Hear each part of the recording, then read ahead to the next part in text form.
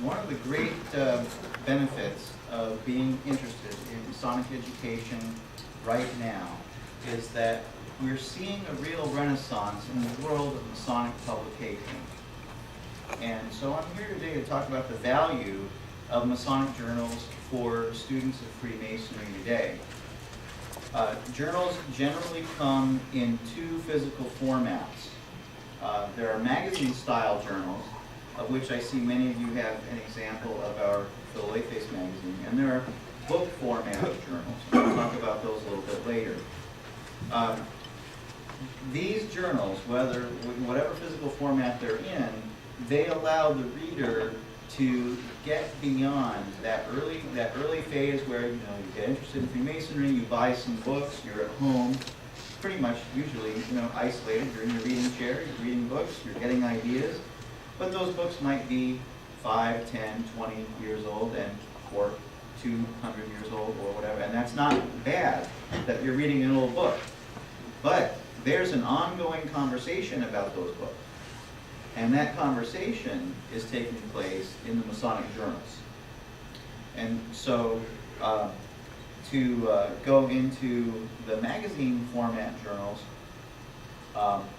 and the benefits of those, the benefits of a magazine is that it's published more frequently than a book-style journal, typically. They feature tighter and shorter articles, more focused articles on a given topic, so you might just get a 5 to 10 page introduction on a given topic, whereas in a book-length journal it might be more comprehensive and even less accessible to a beginning student. The magazines typically will feature more colorful designs, and feature a lot more illustrations to help communicate the message to the reader in a lively way. The really good news about Masonic magazines right now is that standards are really going up. And if you're a writer or aspire to become a writer on the subject of Freemasonry, magazines are the easiest level of Masonic writing to break into, to get started. And for example, at Philadelphia magazine, as editor, I offer direct personal research and editorial assistance to our writers. Magazines need material, and I believe, and I'm certain that others do too, that writers must be cultivated. So how do the first thing we do is never quite there. So we need some help from other people who are engaged in that conversation. And that it doesn't have to be a sink or swim situation. If we get an article with a good idea, but it might have some gaps in it, we can help that author address those gaps. So since I mentioned the Philadelphia magazine, let me just describe it a little bit more. Is there anyone here who doesn't have already have picked up a sample issue on my table? Huh? Not yet. Well, after the oh, that was fast. So visit us at our table to find out more information and look at the back issues. Let me just give you a little history of this magazine. The Philadelphia Society was established in 1928 and started publishing its magazine in 1946. It's the oldest independent Masonic education magazine in North America. In 2009, we rebooted the design and editorial approach, raising the bar on the research standards, on the visual design, and adapting the focus to align a lot more closely with the questions that we're hearing from today's Freemasons. A little less focus on biographical subjects and that sort of thing, and more on the questions that we hear from young Masons or new Masons of any age. What does this mean? What did I just see in my degrees? I want to know more about this. It's got me curious. And so we've shifted the magazine to focus more on Freemasonry than Freemasons. We still focus a little bit on Freemasons, but mostly the focus is on the craft itself. And so that is just a matter of tastes changing over time and the interests of who we're serving changing over time. Another, and I can talk about Philadelphia's all day, but that's just rank bias, right? So I'm not going to. I think it's a great idea. Well, Terry approves. He has no vested interest. Yeah, of course. Another excellent magazine that many people on this side of the pond aren't aware of is The Square, published in the United Kingdom by Lewis Masonic, which is a major publisher of Masonic books. And it's edited by Richard Gann. This is an excellent magazine. It's a commercial magazine about Freemasonry, so it has a lot of advertising content. And what I like about it is that there's a wide variety of articles in it. It's not all research. In fact, most of it's not research, but there is some good research in it, and it's a very interesting magazine to have. And they're open to writers from our side of the Atlantic. So you might want to take a look at that, and you can find information on it online.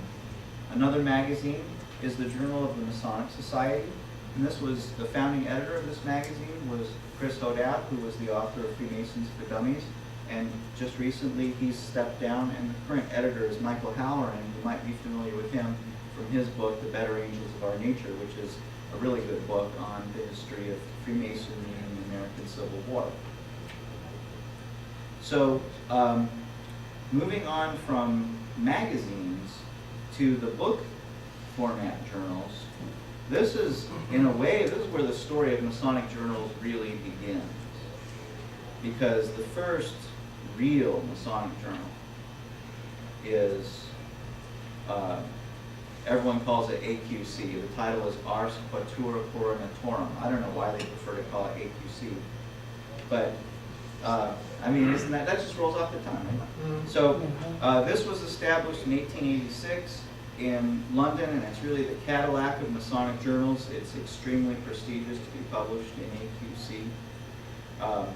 And it represented a bit of a shift in Masonic culture that was happening at that time, because Freemasonry's myth is so bound up with legendary history that many historians of the Masonic tradition were reacting largely to those mythic origins.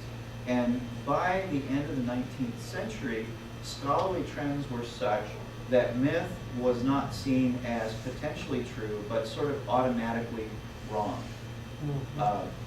In other words, the benefit of the doubt went to zero with myth, whereas before, maybe it's true, maybe it's not, but it's probably true because a good person told me this, right? Now it's, I don't care who you are, this doesn't look true to me. So the switch was flipped, and this school of thought in Masonic historiography is known as the authentic school. And they've done a lot of really good work in shedding light on aspects of Masonic history that were not as well understood when the strictly mythic narrative was dominant. Now, this is just my opinion, but to an extent, I think that almost in the other direction, because Masonry is mythic and symbolic.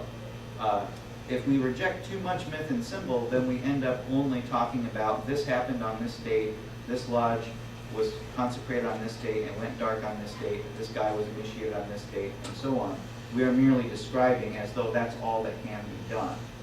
As to translate it into other academic terms, what if studying music, we could only talk about the biographies of musicians and of music halls and when they were built, but we could not discuss how did this music make us feel or what was the cultural impact of this music. So that's something that I'll talk about a little bit later as we're starting to get into a new phase of Masonic research. AQC is essentially indispensable to a serious student of Freemasonry. However, I don't necessarily recommend it as the first and only journal for someone to get into, because it is assumed that when you receive your AQC in the mail, it's assumed that you're already part of that conversation I was talking about. So there's not a lot in there to get you up to speed on the topic. You are hitting the ground running. And I've heard this from actually the current editor of AQC. He said to me that they hear from young people who they hear AQC is the one to get. They get it, and then they feel like they can't, they don't have a way into it. It's like a wall. It is a wall to scale, and eventually you get there. But starting with the magazines might be a little bit, easier way to do it. Another journal in book format, and this is new. This is only a few years old. It's called the Journal for Research into Freemasonry and Fraternalism. Now, this is the first peer-reviewed academic journal focusing on Freemasonry. It's not the first peer-reviewed journal that took on Freemasonry. There's a journal in Europe called Ayer, which is published by the European Society for the Study of Western Esotericism, and there's an article about Freemasonry in almost every issue of Ayer, but it's not strictly speaking focused only on Freemasonry. It focuses on the entire, on all the research pertaining to Western esotericism and so on. So the Journal for Research into Freemasonry and Fraternalism is a little bit of a print-based artifact that comes out of this conference, the ICHF conference, which is happening later this month in Scotland. The International Conference on the History of Freemasonry. And at this conference, many people who are not Masons, but they're graduate students or professors, they're going to come and give talks on their research on Freemasonry, and some Masons will be there too, providing that perspective. But it's of an academic style. And so the articles that you see in the Journal for Research into Freemasonry and Fraternalism are going to be in that full-on academic mode that you would see in any other kind of humanities or history journal. And to obtain that, you have to subscribe through their website and become a member of what they call the Society for Research into Freemasonry and Fraternalism. But that is an academic society of the nature where it's like when you join the National Geographic Society, essentially you're subscribing to that magazine. There's no additional aspect to the Society for Research into Freemasonry and Fraternalism. So, but that exists out there, and it is a very interesting journal. I think they have their first 3 editions are out at this time. Another excellent book-length journal is published by the Southern Jurisdiction Scottish Rite in the United States. It's called Herodom. It's the Transactions of the Scottish Rite Research Society. And this is really, this is not just about the Scottish Rite. They publish articles on just about any aspect of Freemasonry. It doesn't have to be Southern Jurisdiction Scottish Rite related at all. A lot of it does focus on that, but they publish a lot of articles too on just Masonic origins, things to do with the craft, things to do with Northern Jurisdiction topics, and continental issues. So it's really just an excellent Masonic journal and kind of North America's answer to AQC. Only 100 years behind. We'll catch up. So the last book-length journal that I'm going to mention is one that I started a few years ago called Ahimon, and I created it. There was a mention made of it last night. I have one here with me. I have some information on it that you can take with you. Ahimon was inspired by the fact that I looked at AQC and I looked at Herodom, and I saw that they were both history journals.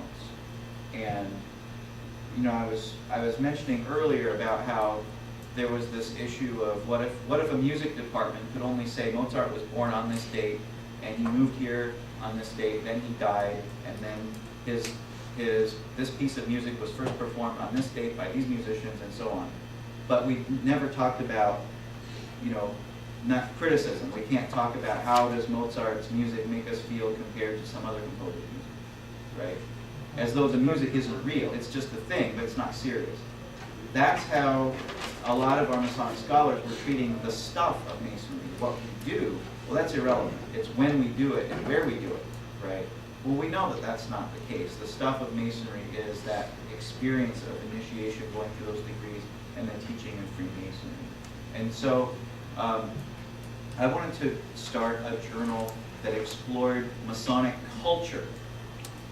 History is in there as it relates to Masonic culture and tradition, but the focus of a HEMON is on even, it could be literature, it could be art, it could be all of those other things besides biography and besides organizational history that someone might also be curious about. And so you can see that there's a spectrum of focus among these various book-length journals and magazine-style journals that are out there. Really, there's something to appeal to almost every taste. And I encourage all of you to look into the various journals that are out there, try a few of them, take a look at the ones that look most interesting to you.